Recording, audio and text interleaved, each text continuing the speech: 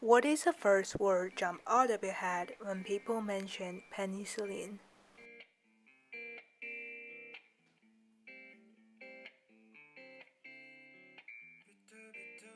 Penicillin is the oldest antibiotic in the world, and I guess that you must have heard of the story of Dr. Fleming and his moldage before. Penicillium is also the most common used antibiotics. The world consumption to antibiotics increased by the research. The consumption of antibiotics in every 1,000 people was 11.3 doses in year 2000. In 2015, it increased into 50.7 doses. The consumption of beta-penicillin increased 36%. Penicillin can treat diseases like gingivitis and pharyngitis.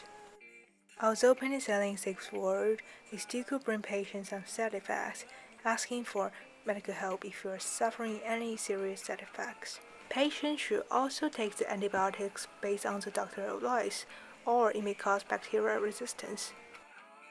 In the primary development of penicillin, people used the deep tank fermentation method.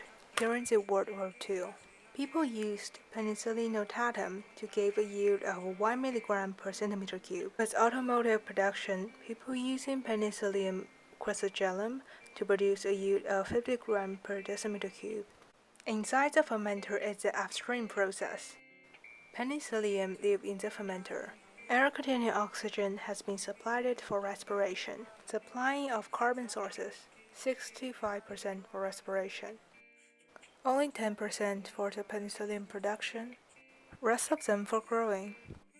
Ammonia for making protein, and vitamin B complex for helping the respiration.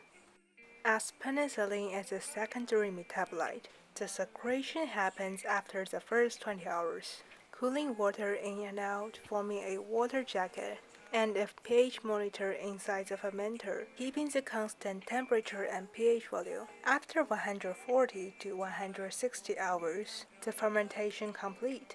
Here starts the downstream process.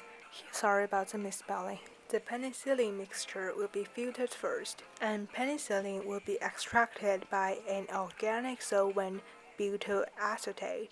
Potassium is normally be added for forming a pure penicillin precipitate. The pure penicillin will be preparing for the manufacture of other biochemical products like antibiotics.